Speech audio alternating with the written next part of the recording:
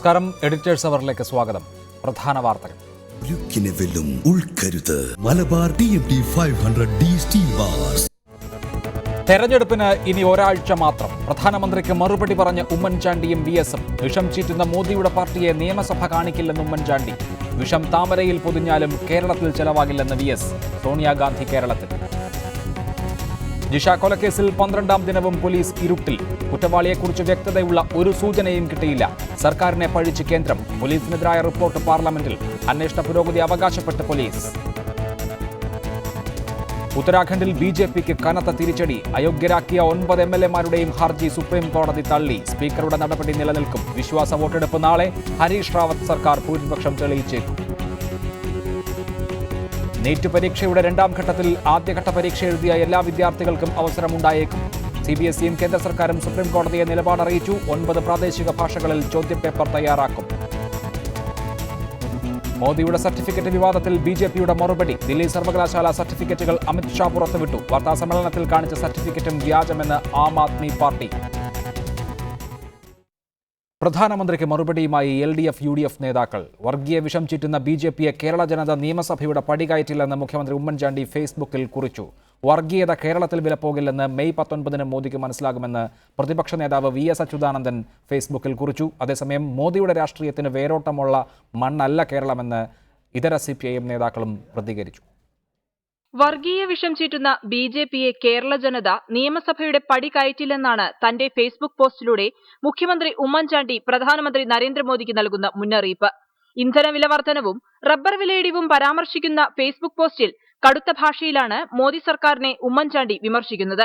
മതധ്രുവീകരണം നടത്തുന്ന പ്രസംഗമാണ് മോദി നടത്തുന്നത്. പ്രധാനമന്ത്രി പ്രസംഗത്തിൽ നിലവാരം പുലർത്തിയില്ലെന്ന് ആഭ്യന്തരമന്ത്രി രമേശ് ചെന്നിത്തല പറഞ്ഞു.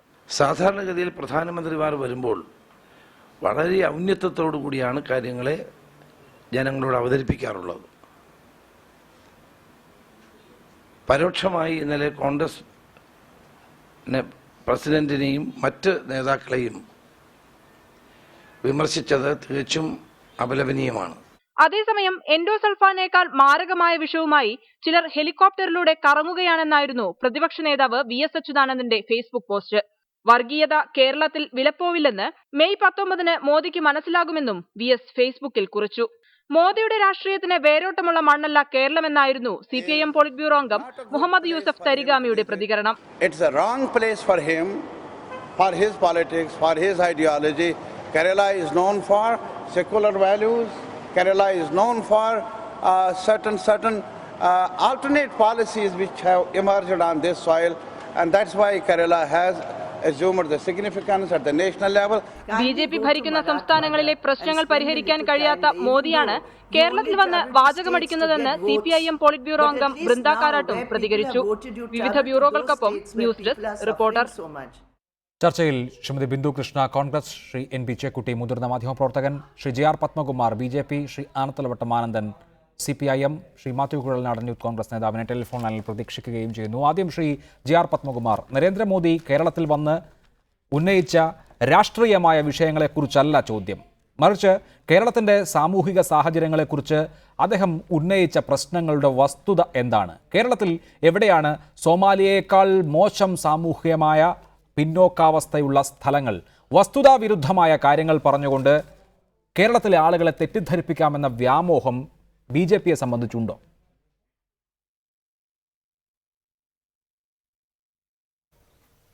ഈ അസഹിഷ്ണുത പ്രചരിപ്പിക്കുന്നത് ആരാണ് എന്നുള്ള കാര്യം ഒന്ന് അഭിലാഷ് ആലോചിച്ച് നോക്കിയാൽ മതി. അല്ല, BJPക്കെതിരെ എന്ത് വേണമെങ്കിലും ആർക്കും പറയാം, എന്ത് വേണമെങ്കിലും ആർക്ക് വേണമെങ്കിലും പറയാം, ഞങ്ങളെ ആർക്ക് വേണമെങ്കിലും തെറി വിളിക്കാം, മോഡിയെ ആക്ഷേപിക്കാം, BJP ആക്ഷേപിക്കാം. ഞങ്ങൾ തിരിച്ചെന്തെങ്കിലും പറഞ്ഞാൽ അതൊരു വലിയ പ്രശ്നമായി മാറുന്നു. ഇതാണ് നമുക്ക് മനസ്സിലാകാത്തത്. ഇപ്പൊ എല്ലാവരും ഈ ഉമ്മൻചാണ്ടി പറഞ്ഞ കാര്യവും അച്യുതാനന്ദൻ പറഞ്ഞ കാര്യവും ഈ എല്ലാ രാഷ്ട്രീയ മര്യാദകളും പാലിച്ചുകൊണ്ടാണോ പറഞ്ഞിട്ടുള്ളത്?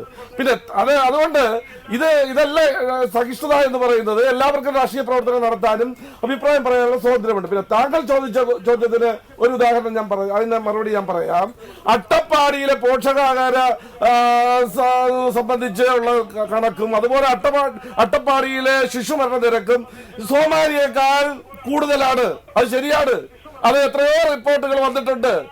അപ്പൊ അതുകൊണ്ടാണ് അദ്ദേഹം പറഞ്ഞത്. ഒരു കാര്യം മാത്രമല്ലല്ലോ, കേരളത്തില് എത്രയെല്ലാം സംഭവം നമ്മൾ കാണുന്നുണ്ട്. പേരാവൂരില് മാലിന്യങ്ങളിൽ നിന്ന് ആഹാരം കണ്ടെത്തുന്ന ദളിത് ബാലന്മാരെ നമ്മൾ കണ്ടില്ലേ? സ്കൂളിൽ കൊടുക്കുന്ന ഒരു പാവപ്പെട്ട കുട്ടിക്ക് കൊടുക്കുന്ന ഒരു 6-7 വയസ്സുള്ള കുട്ടിക്ക് കൊടുക്കുന്ന ആഹാരം ചോറ്റുപാത്രത്തിൽ വാങ്ങിക്കൊണ്ട് സ്വന്തം വീട്ടിലേക്ക് ഓടുന്ന കാഴ്ച നമ്മൾ കണ്ടില്ലേ? അമ്മയ്ക്കും തന്റെ കൊച്ചനുജന്മാർക്കും ആഹാരം കൊണ്ടുപോകുന്ന കാഴ്ചകൾ കണ്ടില്ലേ? അതൊരു പൊതു സാഹചര്യമല്ലല്ലോ. ഒറ്റപ്പെട്ട ഉദാഹരണങ്ങൾ ചൂണ്ടിക്കാണിച്ചുകൊണ്ട് ഇതാണ് കേരളത്തിന്റെ സാമൂഹ്യ സാഹചര്യം എന്ന് പറഞ്ഞാൽ ഈ സർക്കാരിന്റെ തന്നെ കണക്കുകളുണ്ട് ഉദാഹരിക്കാൻ. ഗുജറാത്തും കേരളവും തമ്മിലുള്ള താരതമ്യം എടുത്താൽ ഇപ്പോൾ പറഞ്ഞിട്ടുള്ള ഈ ശിശു മരണ നിരക്കുണ്ടല്ലോ, ഗുജറാത്തിൽ 1000 കുട്ടികൾ ജനിക്കുമ്പോൾ 62 കുഞ്ഞുങ്ങൾ മരിക്കുന്നു. കേരളത്തിൽ അത് 1014 ഉള്ളൂ. നോക്കുക ആ വ്യത്യാസം. ഇനി ആശുപത്രികളിലെ ജനന നിരക്കെടുത്താൽ കേരളത്തിൽ 100% കുഞ്ഞുങ്ങളും ആശുപത്രിയിലാണ് പിറന്നു വീഴുന്നത് എങ്കിൽ ഗുജറാത്തിൽ അത് 58% ഉള്ളൂ. ഇതാണ് ഗുജറാത്തും കേരളവും തമ്മിലുള്ള പാരലൽ. അപ്പോഴാണ് താങ്കൾ പേരാവൂരിൽ മാലിന്യത്തിൽ നിന്ന് ഭക്ഷണം കഴിക്കുന്ന കുഞ്ഞുങ്ങളെ കണ്ടില്ലേ എന്ന ചോദ്യം ഉന്നയിക്കുന്നത്. കേരളം വലിയ തോതിൽ സാമൂഹ്യ വികസന സൂചികയിൽ മുന്നിലാണ് എന്ന വസ്തുത മറച്ചുവെച്ചുകൊണ്ട് നരേന്ദ്രമോദി കേരളത്തിൽ വന്ന് പ്രസംഗിച്ചാൽ അതെങ്ങനെയാണ് ചെലവാവുക? അതല്ല ചെലവാക്കുക എന്നുള്ള കാര്യം നിങ്ങൾ 16-ാം തീയതി കഴിയും 19-ാം തീയതി കഴിയുമ്പോൾ മനസ്സിലാകും. യഥാർത്ഥ വസ്തുതകൾ പറയുമ്പോൾ ചിലർക്ക് വിഷമം തോന്നും. അല്ല, അതിലെ വിഷമം തോന്നിയിട്ട് യാതൊരു കാര്യവുമില്ല. യഥാർത്ഥ വസ്തുതകളല്ലേ പറയുന്നത്. നിങ്ങളത് ആലോചിച്ച് നോക്കുക. ഈ സംസ്ഥാനത്ത് ഇന്നത്തെ അവസ്ഥ നമ്മൾ ഈ വിഷയം തന്നെ ഒരുപാട് തവണ ചർച്ച ചെയ്തിട്ടുള്ളതാണ്. കേരളത്തിൽ ഈ ഭൂമിയില്ലാത്ത ആളുകള് ലക്ഷം വീടുകളിൽ നിങ്ങൾ ആലോചിച്ച് നോക്കുക. പണ്ട് M.N. ഗോവിന്ദൻ നായരുടെ സമയത്ത് കൊടുത്ത ഓരോ വീടുകളിലും ഇന്ന് എത്ര കുടുംബങ്ങളാ താമസിക്കുന്നത്? നിങ്ങൾ 10-14 കുടുംബങ്ങളാ ഒറ്റമുറിയിൽ താമസിക്കുന്നത്. ഈ പട്ടികജാതി പട്ടികവർഗ ഈ പാർശ്വവൽക്കരിക്കപ്പെട്ട സമൂഹങ്ങളെല്ലാം നിങ്ങൾ കോളനിയിൽ കൊണ്ടുവന്ന് അധിവസിപ്പിച്ചില്ലേ? അവർക്ക് ആവശ്യത്തിന് ആഹാരം കൊടുക്കുന്നുണ്ടോ? അവർക്ക് ആവശ്യത്തിന് വിദ്യാഭ്യാസം കൊടുക്കുന്നുണ്ടോ? അവർക്ക് താമസിക്കാൻ വീട് കൊടുക്കുന്നുണ്ടോ? അവർക്ക് ശൗചാലയങ്ങളുണ്ടോ? ഇതൊന്നുമില്ലല്ലോ കേരളത്തിൽ. കേരളത്തിൽ ഇതെല്ലാം തികഞ്ഞു എന്ന് ആര് പറയുന്നു? കേരളത്തിൽ ഇതെല്ലാം തികഞ്ഞു എന്ന് ആര് പറയുന്നു? ശ്രീ JR പത്മകുമാർ, കേരളത്തിൽ ഇതെല്ലാം തികഞ്ഞിട്ടില്ല. പക്ഷേ ഇവിടെ BJP ഭരിക്കാത്തതിന്റെ കുഴപ്പമാണ് ഇതൊക്കെ എന്ന് പറയുന്ന കാര്യമാണ് തമാശ.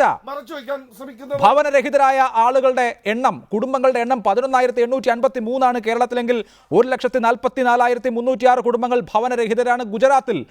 നരേന്ദ്രമോദി എത്രയോ കാലമായി ഭരിച്ച 15 വർഷം ഭരിച്ച സംസ്ഥാനത്ത്, ഇത് എൻ്റെ കണക്കല്ല, പ്ലാനിംഗ് ബോർഡിന്റെ കണക്കാണ്, ഇവിടെ എല്ലാം തികഞ്ഞ തേനും പാലും ഒഴുകുന്ന ഒരു സംസ്ഥാനമാണ് എന്ന് ആരും പറയില്ല. പക്ഷേ എന്താണ് ഇതിന്റെ പാരലൽ? നിങ്ങൾ അഭിലാഷ് നിങ്ങളത് മനസ്സിലാക്കാനുള്ളത് അവിടുത്തെ ജനസംഖ്യയും കേരളത്തിലെ ജനസംഖ്യയും നിങ്ങൾ താരതമ്യപ്പെടുത്തണം. എത്രയാണ് ഗുജറാത്തിലെ ജനസംഖ്യ, ഇവിടുത്തെ ജനസംഖ്യ എന്ന് നിങ്ങൾ മനസ്സിലാക്കണം. രണ്ടാമത്, ശാസ്ത്ര സാഹിത്യ പരിഷത്ത് 2006 ഒരു റിപ്പോർട്ട് പ്രസിദ്ധീകരിച്ചിട്ടുണ്ട്. കേരളത്തിലെ മുഴുവൻ ജനങ്ങളെയും 4ആയി തിരിച്ചിട്ടുണ്ട്. Rich, super rich, poor, very poor. ആ ലിസ്റ്റ് എടുത്ത് പരിശോധിച്ച് നോക്കുക.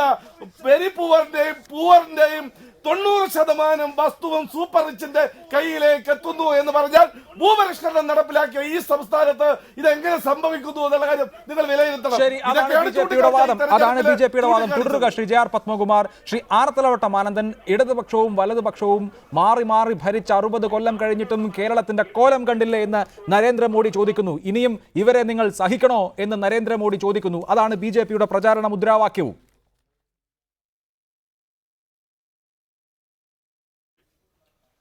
നരേന്ദ്രമോദിക്ക് അത് പറയാൻ ഒരു അവകാശമില്ല, അർഹതയുമില്ല. मार्जिन पे कोई सरकार कैसे स्थायी सरकार?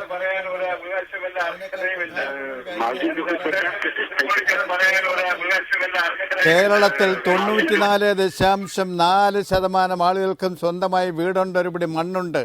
നരേന്ദ്രമോദി ഭരിക്കുന്നിടത്തോ BJP ഭരിക്കുന്ന മറ്റു സംസ്ഥാനങ്ങളോ എവിടെയെങ്കിലും ഉണ്ടെന്ന് പറയാമോ? 2011 സെൻസസ് പറയാണ് 95% ആളുകൾക്കും സ്വന്തമായി വീടിൽ കക്കൂസുണ്ട്. ഇപ്പോഴും ശൗചാലയം എന്ന് പറഞ്ഞ് നരേന്ദ്രമോദി അടക്കുന്നുണ്ടല്ലോ. ഗുജറാത്ത് ഉൾപ്പെടെ 62% വീടുകളിലെ കക്കൂസുള്ളു. ആയുർദൈർഘ്യം, നരേന്ദ്രമോദി ഭരിച്ച ഗുജറാത്ത് ഉൾപ്പെടെ ഉള്ളിടത്ത് ഇന്ത്യയുടെ ശരാശരി ആയുസിൻ്റെ നീളം 64 വയസ്സ്. കേരളത്തിൻ്റേത് 74 വയസ്സ്. പട്ടിണി കിടന്നാൽ ആരോഗ്യമില്ലാതെ ഉണ്ടായിരുന്നാൽ ആയുർദൈർഘ്യം കൂടില്ല. സ്ത്രീകളുടെ ആയുർദൈർഘ്യം 76.5 ലോക റെക്കോർഡാണത്. ഇവിടെ ഇടതുപക്ഷ മുന്നണി ഭരിച്ചതിൻ്റെ ഫലമായിട്ടാണ് ഈ 94% ആളുകൾക്കും തലചായ്ക്കാൻ ഇടം കിട്ടിയത്, മണ്ണ് കിട്ടിയത്. ഇന്ത്യയിൽ കോൺഗ്രസോ BJP ഭരിക്കുന്ന എവിടെയെങ്കിലും ഉണ്ടെന്ന് പറയാമോ? അതുകൊണ്ട് ഈ ഭരണ കേരളത്തെ തുലനം ചെയ്യുമ്പോൾ ഇവിടുത്തെ വളർച്ച, സാമൂഹ്യ പുരോഗതി ഇതൊക്കെ കാണണം. ഈ ശ്വാസത്തിൽ തന്നെ നരേന്ദ്രമോദി പറഞ്ഞു സാക്ഷരതയിൽ നമ്പർ 1 കേരളം. ഗുജറാത്തിൽ 69% സ്ത്രീകൾക്ക് എഴുത്തും വായനയും അറിയാവൂ. അതിന് മാറ്റം വന്ന സംസ്ഥാനമാണ് ഈ കേരളം. അതുകൊണ്ട് കേരളത്തെ വന്ന് പുച്ഛിക്കാനും താഴോട്ടാണെന്ന് പറയാനും നരേന്ദ്രമോദിക്കെന്നല്ല, ഇന്ത്യ രാജ്യത്തെ കോൺഗ്രസിൻ്റെ BJPക്ക് ഒരു നേതാവിന് യോഗ്യതയില്ല. സ്വന്തം നാട്ടിൽ അവിടെയുള്ള ജനങ്ങളുടെ ജീവിതം അഭിവൃദ്ധിപ്പെടുത്തിയതിന് ശേഷം, സൗകര്യങ്ങൾ ഉണ്ടാക്കി കൊടുത്തതിന് ശേഷം ഇവിടെ വരാൻ. ഇവിടെ എൻ്റെ സ്നേഹിതൻ പത്മകുമാർ പറഞ്ഞു ഇവർ കോളനികളിൽ താമസിക്കുന്നു. കോളനികളാണെങ്കിലും താമസിക്കാൻ ഒരുപിടി മണ്ണുണ്ടല്ലോ. ആ മണ്ണുള്ളത് കേരളത്തിലല്ലേ ഉള്ളേ, ഇന്ത്യയിൽ എവിടെ ഉണ്ടെന്ന് പറയേ വേറെ ഇതുപോലെ കിട്ടിയിട്ടുള്ളത്.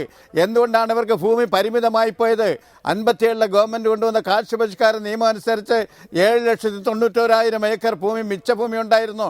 അതിനുശേഷം ആ ഗവൺമെൻറ് ഇവരെല്ലാവരും കൂടി ചേർന്ന് തള്ളിയിട്ട് കോൺഗ്രസിൻ്റെ ഭരണം വന്ന് ഭൂപരിഷ്കരണ നിയമത്തിൽ ഭേദഗതി കൊണ്ടുവന്ന് വീട്ടിൽ വളർന്ന പട്ടിക്കും പൂച്ചയ്ക്കുമെല്ലാം മക്കളെ പേരിട്ട് ഇഷ്ടദാനം എഴുതി വെച്ച് ആ ഭൂപരിഷ്കരണ നിയമത്തിൽ ഭേദഗതി കൊണ്ടുവന്ന് ആ ഭേദഗതി കൊണ്ടുവന്ന് മിച്ചഭൂമി മുഴുവൻ ഇല്ലാതാക്കി.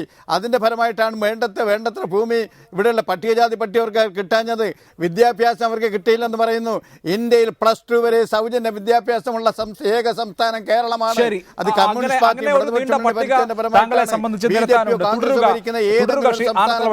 ഈ സൗജന്യ വിദ്യാഭ്യാസം ഉണ്ടെന്ന് പറയുമ്പോൾ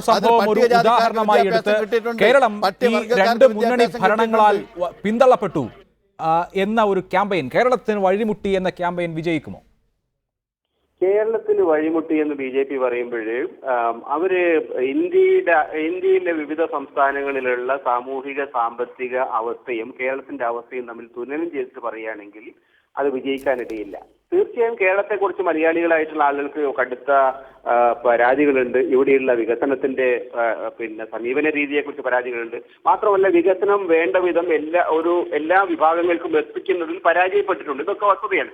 പക്ഷേ ഇന്ത്യയിലെ മറ്റു സംസ്ഥാനങ്ങളുമായിട്ട് താരതമ്യപ്പെടുത്തുന്ന സമയത്ത് കേരളത്തിന്റെ സാമൂഹിക അവസ്ഥ വളരെയേറെ മുമ്പിലാണ്. ഇത് നരേന്ദ്രമോദിയുടെ സർട്ടിഫിക്കറ്റ് ആർക്കും ആവശ്യമില്ല. കാരണം ഇത് ഐക്യരാഷ്ട്രസഭയുടെ പഠന സമിതികൾ അംഗീകരിച്ചിട്ടുള്ളതാണ്. ഇത് അമർത്യ സെന്നെ പോലുള്ള ലോക പ്രശസ്തരായിട്ടുള്ള സാമ്പത്തിക ശാസ്ത്രജ്ഞർ അംഗീകരിച്ചിട്ടുള്ളതാണ്. ഈ കേരള മോഡൽ ഓഫ് ഡെവലപ്മെന്റ് എന്ന് പറയുന്നത് തന്നെ സാമ്പത്തികമായ വളർച്ചയിൽ പരിമിതികൾ ഉണ്ടായിട്ട് പോലും സാമൂഹിക ക്ഷേമരംഗങ്ങളിൽ ഉണ്ടായിരിക്കുന്ന വമ്പിച്ച നേട്ടങ്ങൾ എങ്ങനെയാണ് കേരളം പോലൊരു സൊസൈറ്റിക്ക് നേടിയെടുക്കാൻ പറ്റിയത് എന്നതിനെക്കുറിച്ചുള്ള പഠനത്തിനാണ് ഈ കേരള മോഡൽ ഓഫ് ഡെവലപ്മെന്റ് എന്ന് തന്നെ പറയുന്നത്. അപ്പോൾ കേരളത്തെ ചൈനയായിട്ടും പശ്ചിമ യൂറോപ്യൻ രാജ്യങ്ങളുമായിട്ടാണ് ഇത്തരം കാര്യങ്ങളിൽ സാമ്പത്തിക വിദഗ്ധരും സാമൂഹിക ശാസ്ത്രജ്ഞരും തുലനം ചെയ്യുന്നത്. അപ്പൊ ഈ ഒരു വസ്തുതകൾ നിലനിൽക്കെ കേരളത്തിന് വഴിമുട്ടി എന്ന് BJP പറയുന്ന സമയത്ത് അവർ ഭരിക്കുന്ന സംസ്ഥാനങ്ങളിലുള്ള അവസ്ഥയുമായിട്ട് താരതമ്യപ്പെടുത്തുമ്പോൾ ഇത് വസ്തുതാപരമല്ല. പ്രൈം മിനിസ്റ്റർ അദ്ദേഹത്തിന്റെ പ്രസംഗത്തിൽ ഇന്നലെ നടത്തിയ പ്രസംഗങ്ങൾ മൊത്തത്തിൽ നോക്കിക്കഴിഞ്ഞാൽ കേരളത്തെക്കുറിച്ച് വളരെ ഗൗരവത്തോടുകൂടിയുള്ള ഒരു പഠനം അദ്ദേഹം നടത്തിയിട്ടില്ല. അദ്ദേഹത്തിന് ഇവിടെ പറഞ്ഞു കൊടുത്ത ആളുകൾ അദ്ദേഹത്തെ തെറ്റിദ്ധരിപ്പിച്ചതായിരിക്കാം. അല്ലെങ്കിൽ ഒരുപക്ഷെ കേരളത്തെ സംബന്ധിച്ച വസ്തുതാപരമായിട്ടുള്ള കാര്യങ്ങൾ പ്രൈം മിനിസ്റ്റർ ഓഫീസിൽ ലഭ്യമല്ലാതായിരിക്കാം. എന്തായാലും ശരി, പ്രൈം മിനിസ്റ്ററുടെ പദവിയിലിരിക്കുന്ന ഒരാള് വസ്തുതകളുടെ അടിസ്ഥാനത്തിലാണ് സംസാരിക്കുന്നത് എന്ന് നമ്മൾ പ്രതീക്ഷിക്കുന്നുണ്ടെങ്കിൽ ഇന്നലത്തെ അദ്ദേഹത്തിന്റെ പ്രഭാഷണം വളരെയേറെ നിരാശാജനകമാണ്. അത് ഒരിക്കൽ പോലും കേരളീയ സമൂഹത്തിനെ സംബന്ധിച്ചിടത്തോളം ആക്സെപ്റ്റബിൾ ആയിട്ടുള്ള ഒരു സന്ദേശമാണ് നൽകുന്നത് എന്ന് ഞാൻ കരുതുന്നില്ല. അതുകൊണ്ട് തന്നെ BJPയെ സംബന്ധിച്ചിടത്തോളം മൊത്തത്തിൽ അദ്ദേഹത്തിന് ഇന്നത്തെ പ്രചാരണ വേല യഥാർത്ഥത്തിൽ ഒരു നഷ്ടക്കച്ചവടമായിട്ട് മാത്രമേ കാണാൻ. തീർച്ചയായും നമുക്ക് ഇതിൽ BJPയുടെ പ്രതികരണം അറിയേണ്ടതുണ്ട്. പത്മകുമാർ, നരേന്ദ്രമോദിക്ക് കേരളത്തെക്കുറിച്ച് അറിയാത്തതാണോ അതോ ഇവിടെയുള്ള നേതാക്കൾ തെറ്റിദ്ധരിപ്പിച്ചതാണോ? സാക്ഷരത നിങ്ങൾ ഭരിക്കുന്ന ഗുജറാത്തിൽ 78%, രാജസ്ഥാനിൽ 65%, കേരളത്തിൽ അത് 94%. ആയുർദൈർഘ്യം നേരത്തെ ആനത്തലവട്ടം പറഞ്ഞതുപോലെ ഗുജറാത്തിൽ 64-ഉം രാജസ്ഥാനിൽ 62-ഉം ഉള്ളപ്പോൾ കേരളത്തിൽ അത് 74 വയസ്സാണ്. ശിശുമരണ നിരക്കിൻ്റെ കാര്യം ഞാൻ നേരത്തെ പറഞ്ഞു. BPL കുടുംബങ്ങളുടെ ശതമാന കണക്കെടുത്താൽ ഗുജറാത്തിൻ്റെ പകുതിയെ കേരളത്തിൽ BPL കുടുംബങ്ങളുള്ളൂ. അത് എണ്ണമല്ല, ശതമാനത്തിൻ്റെ കണക്കാണ് ഞാൻ പറയുന്നത്. പ്രതിരോധ കുത്തിവയ്പ് എടുക്കുന്ന കുഞ്ഞുങ്ങളുടെ എണ്ണം ഗുജറാത്തിൽ 1566 ഉള്ളുവെങ്കിൽ കേരളത്തിൽ അത് 810 ഉണ്ട്. ഹ്യൂമൻ ഡെവലപ്മെൻറ്റ് ഇൻഡെക്സിൽ കേരളം 1-ാം സ്ഥാനത്താണെങ്കിൽ ഗുജറാത്ത് 12-ാം സ്ഥാനത്താണ്. സ്ത്രീ പുരുഷ അനുപാതത്തിൻ്റെ കാര്യവും അങ്ങനെ തന്നെ. ഗ്രാമീണ വൈദ്യുത ലഭ്യത എടുത്താൽ ഗുജറാത്തിൽ 85% ഗ്രാമങ്ങളെ വൈദ്യുതീകരിക്കപ്പെട്ടിട്ടുള്ളൂവെങ്കിൽ കേരളത്തിൽ അത് 95%. ഇനി ശൗചാലയങ്ങളുടെ കാര്യമെടുത്താൽ ഗുജറാത്തിൽ 58% കുടുംബങ്ങൾക്കേ ശൗചാലയമുള്ളൂ എങ്കിൽ കേരളത്തിൽ 94% കുടുംബങ്ങൾക്കുമുണ്ട്. ഇതൊക്കെ എല്ലാവരും സമ്മതിക്കുന്ന യാഥാർത്ഥ്യമാണ് എന്നിരിക്കെ ഒരു തെരഞ്ഞെടുപ്പ് വേളയിൽ ഇവിടെ ഇങ്ങനെ ഒന്നുമല്ല എന്ന് പ്രചരിപ്പിച്ചാൽ ആര് വിശ്വസിക്കും ഇതൊക്കെ? അങ്ങനെയല്ല അഭിലാഷ്, നിങ്ങൾ ഒന്ന് നിങ്ങൾക്ക് ഡാറ്റ കയ്യിലുണ്ടെങ്കിൽ അത് ഒന്ന് അവതരിപ്പിച്ചാൽ കൊള്ളാം. ഗുജറാത്തിൽ BJP അധികാരത്തിൽ വരുമ്പോ ഈ പറഞ്ഞ കണക്കുകളൊക്കെ എത്രയായിരുന്നു? BJP അധികാരത്തിൽ വന്ന് ഭരണം കഴിഞ്ഞിപ്പോ BJP ഭരണത്തിൽ ഇരിക്കുമ്പോ എന്താണെന്നൊന്ന് താങ്കളൊന്ന് പറയോ? എന്റെ കയ്യിൽ ഇപ്പൊ ആ ഡേറ്റാസ് ഇല്ല, എങ്കിൽ ഞാനത് അവതരിപ്പിച്ചില്ല. പക്ഷെ 100% ആത്മവിശ്വാസത്തോടു കൂടി പറയാൻ കഴിയും, വളരെയേറെ തുടങ്ങിയ സ്ഥലത്ത് നിന്ന് വളരെയേറെ മുന്നോട്ട് പോയി. പക്ഷെ കേരളത്തിന്റെ അവസ്ഥ അതല്ല. കേരളത്തിൽ ഈ രണ്ട് മുന്നണികളുടെ കയ്യിലേക്ക് ഈ ഭരണം കൊടുക്കുന്നതിന് മുമ്പ് എന്തായിരുന്നു, ഇപ്പൊ എന്തായിരുന്നു എന്നുള്ള അവസ്ഥ നോക്കണം. എല്ലാ കാര്യത്തിലും നമ്മൾ മുന്നിലായിരുന്നു. എല്ലാ കാര്യത്തിലും ഈ ഇന്ത്യയിലെ മറ്റ് സംസ്ഥാനങ്ങളെ അപേക്ഷിച്ച് കേരളം മുന്നിലായിരുന്നു. പക്ഷെ ഈ രണ്ട് മുന്നണികളുടെ ഭരണത്തിന് കീഴിൽ താഴോട്ട് വന്നിട്ടുണ്ട്, യാതൊരു സംശയം. അങ്ങനെയല്ല. ശ്രീ JR പത്മകുമാർ 1947-ലെ 1950-ലെ കണക്കെടുത്താൽ കേരളത്തിൽ 48% ഉള്ളൂ സാക്ഷരത. മറ്റ് സംസ്ഥാനങ്ങളെ അപേക്ഷിച്ച് അല്പം കൂടുതലായിരുന്നു എന്നുള്ളത് ശരിയാണ്, ഈ ഇൻഡെക്സുകളെല്ലാം. പക്ഷേ അത് ഇരട്ടിയിലധികം വർദ്ധിച്ചിട്ടുണ്ട് കഴിഞ്ഞ 60 വർഷം. 60 വർഷമൊന്നും വേണ്ട, നമ്മൾ 80കളുടെ ഒടുക്കം മുതൽ തന്നെ ഇങ്ങനെയാണ്. അല്ല, നിങ്ങൾ ഒരു കാര്യം മാത്രം എടുക്കരുത്. ഇവിടെ അടച്ചുപൂട്ടിയ പൊതുമേഖലാ സ്ഥാപനങ്ങളുടെ കണക്ക് നിങ്ങൾ കണക്കെടുക്ക്. അതുപോലെ ആ ഹോസ്പിറ്റൽ കണക്കെടുക്ക്. അന്ന് എത്ര ഉണ്ടായിരുന്ന ജനസംഖ്യയും ഇന്ന് എത്ര ജനസംഖ്യ ഉണ്ട്, അതിന് ആനുപാതികമായി അടച്ചുപൂട്ടിയ പൊതുമേഖലാ സ്ഥാപനങ്ങളുടെ പുനരുദ്ധാരണം ഇവിടെ BJP പറയുമ്പോൾ പൊതുമേഖലയെ വേണ്ട എന്നുള്ള നിലപാടല്ലേ JR പത്മകുമാർ? BJP ആദ്യമായി കേന്ദ്രത്തിൽ അധികാരത്തിലെത്തിയപ്പോഴല്ലേ ഓഹരി വിറ്റഴിക്കൽ മന്ത്രാലയം തന്നെ രൂപീകരിച്ചത്? അരുൺ ഷൂരി അതിന്റെ മന്ത്രിയായിരുന്നല്ലോ. പൊതുമേഖല എന്ന സങ്കല്പത്തോട് തന്നെ വിമുഖതയുള്ള BJP ഇവിടെ പൊതുമേഖല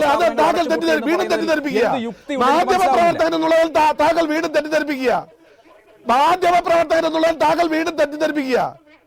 96-ൽ NF ഗവൺമെന്റ് ഭരിക്കുമ്പോ യെച്ചൂരിയും ചിദംബരവും കൂടി ചേർന്നിട്ടുള്ള ഒരു കോമൺ മിനിമം പ്രോഗ്രാം തയ്യാറാക്കുന്ന ഒരു കമ്മിറ്റി ഉണ്ടായിരുന്നു. ആ കമ്മിറ്റി കൊടുത്ത റിപ്പോർട്ടാണ് ഡിസ്ഇൻവെസ്റ്റ്മെന്റ് കമ്മീഷൻ രൂപീകരിക്കാമെന്ന്. ഡിസ്ഇൻവെസ്റ്റ്മെന്റ് കമ്മീഷൻ എന്ന് പറഞ്ഞാൽ എന്താണ് അർത്ഥം?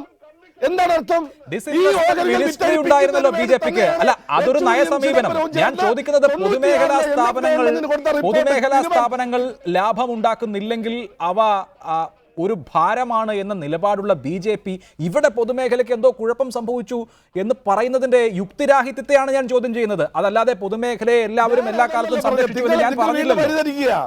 നിങ്ങൾ വീണ്ടും വഴിതെറ്റിച്ചു വിടുക. അങ്ങനെയല്ല ഞാൻ പറഞ്ഞത്. നിങ്ങൾ ഉണ്ടായിരുന്ന പല കാര്യങ്ങളും ഇന്നില്ല. ഗുജറാത്തിൽ ഇല്ലായിരുന്ന കാര്യങ്ങളെല്ലാം ഇന്നുണ്ട്. ഇതാണ് ഈ രണ്ടും തമ്മിലുള്ള വ്യത്യാസം. നിങ്ങൾ ഒരു കാര്യം കൂടി മനസ്സിലാക്കിക്കോ. ഗുജറാത്തിന്റെ രീതി എന്ന് പറഞ്ഞാൽ അവരുടെ മുഴുവൻ വിഭവത്തിന് 3 തിരിച്ച് 3 വ്യാവസായിക മേഖലയ്ക്ക് കൊടുക്കും, 3 കാർഷിക മേഖലയ്ക്ക് കൊടുക്കും, 3 അടിസ്ഥാന സൗകര്യത്തിന് കൊടുക്കും, വികസനത്തിന് വേണ്ടി കൊടുക്കും. അവിടുത്തെ കാർഷിക വളർച്ചാ നിരക്ക് ചൈനയേക്കാൾ കൂടുതലാണ്. 16% ഗുജറാത്തിന്റെ കാർഷിക മേഖലയിലെ വളർച്ച. അതുപോലെ തന്നെയാണ് വ്യവസായ വളർച്ചയും. അതുപോലെ തന്നെ പശ്ചാത്തല വികസനം.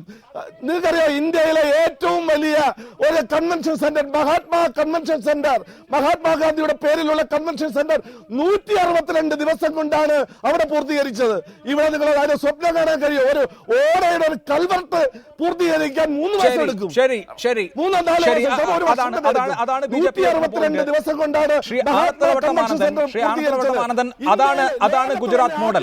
അവിടെ മുൻപില്ലാതിരുന്ന പലതും ഇപ്പോഴുണ്ട്, ഇവിടെ മുൻപുണ്ടായിരുന്ന പലതും ഇപ്പോഴില്ല എന്നുള്ളതാണ് BJPയുടെ വാദം.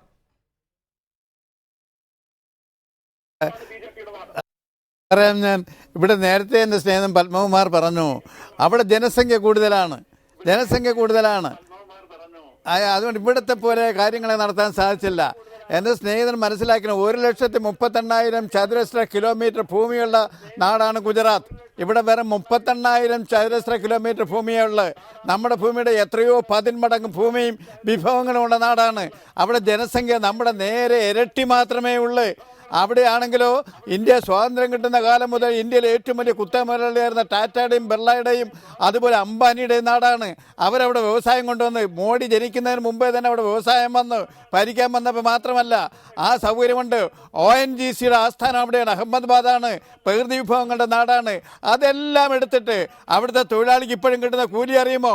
പുരുഷന്മാർക്ക് 69 രൂപ, സ്ത്രീകൾക്ക് 58 രൂപ, അടിമ സമാനമായി പണിയെടുപ്പിക്കുകയാണ്. അവിടെ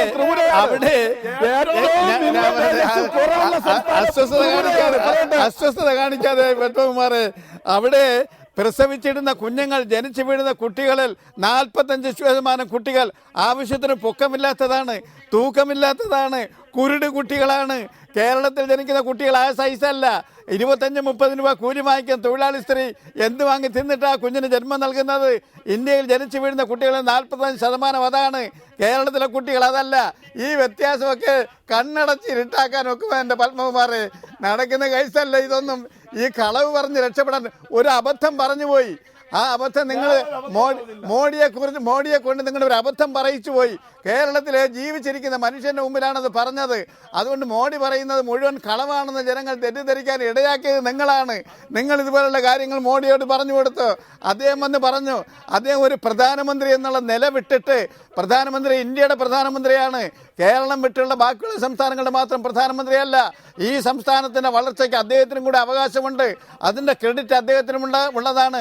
അദ്ദേഹം പറയേണ്ടിയിരുന്നു, എൻ്റെ ഇന്ത്യ മഹാരാജ്യത്ത് ഒരു സംസ്ഥാനത്ത് ഇത്രയും വലിയ വളർച്ച ഉണ്ടായിട്ടുണ്ട്, ബാക്കിയുള്ളിടത്തൂടെ ഞാനത് ഉണ്ടാക്കാൻ പരിശ്രമിക്കും എന്ന് പറയേണ്ടുന്നതിന് പകരം വളർച്ച ഉണ്ടാക്കിയതിനെ ഇടിച്ചു താഴ്ത്തി ലോകരാജ്യങ്ങളുടെ മുമ്പിൽ ഈ കേരളം പട്ടിണിക്കാരുടെ നാടാണ്, അല്ലെങ്കിൽ ഇന്ത്യയുടെ ഒരു ഭാഗം രോഗികളുടെയും എഴുന്നേറ്റടക്കാൻ നിവൃത്തിയില്ലാത്തവരുടെ നാടാണെന്ന് കള്ളം പറഞ്ഞ് ജനങ്ങളുടെ മുമ്പിൽ അദ്ദേഹം അപഹാസ്യനായിരിക്കുന്ന അവസരമാണ് കേരളത്തെ സോമാലിയയോട് ഉപമിക്കുമ്പോൾ അമർത്യ സെൻ അടക്കമുള്ള രാജ്യാന്തര പ്രശസ്തരായ ധനതത്വശാസ്ത്രജ്ഞന്മാർ കേരള മോഡലിനെയാണ് പ്രകീർത്തിക്കുന്നത്. കേരളം എന്ന സംസ്ഥാനം ഇന്ത്യ പോലൊരു രാജ്യത്ത് എങ്ങനെ ഇത്ര വികസിത രാജ്യങ്ങളുടെ തക്കവണ്ണമുള്ള സാമൂഹ്യ വികസന സൂചിക നേടുന്നു എന്ന് അത്ഭുതം കൊണ്ടിട്ടുണ്ട് ലോകത്തെ പല ധനകാര്യ വിദഗ്ധരും. നോക്കൂ, നാഷണൽ ആവറേജ് 0.609 ആണ് ഹ്യൂമൻ ഡെവലപ്മെന്റ് ഇൻഡെക്സ്. ഇത് UNDPയുടെ കണക്കാണ്. കേരളത്തിൽ പക്ഷേ 0.825%. ബഹറിൻ എന്ന രാജ്യത്തിൻ്റെ മനുഷ്യവിഭവ സൂചികയുമായി തുലനം പാലിക്കുന്നതാണ് കേരളം. അപ്പോൾ ഗുജറാത്തിൽ കിഴക്കൻ തിമൂറിൻ്റെ അവസ്ഥയാണ്. ഇത് ഞാൻ പറയുന്നതല്ല, ഇതൊക്കെ ഉള്ള വസ്തുതകളാണ്.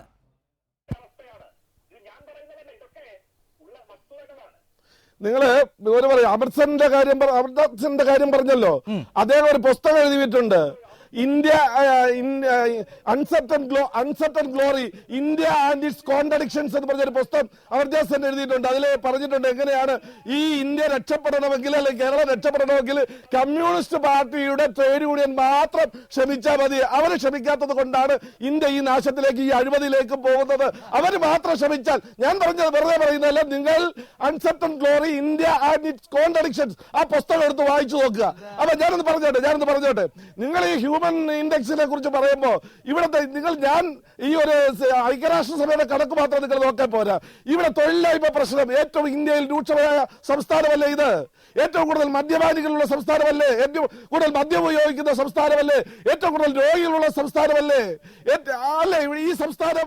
അപ്പൊ ഈ ഏറ്റവും കൂടുതൽ രോഗികളുള്ള, ഏറ്റവും കൂടുതൽ ആത്മഹത്യയുള്ള, ഏറ്റവും കൂടുതൽ പിന്നോക്ക പീഡനം നടക്കുന്ന, ഏറ്റവും കൂടുതൽ ആത്മഹത്യകൾ സ്ത്രീകൾ ചെയ്യുന്ന ഒരു സംസ്ഥാനമായി ഇത് മാറിയിട്ടുണ്ടെങ്കിൽ പിന്നെ എന്ത് ഹ്യൂമൻ ഇൻഡെക്സ് വലുതാണെന്ന് പറഞ്ഞിട്ട് എന്തെങ്കിലും കാര്യമുണ്ടോ?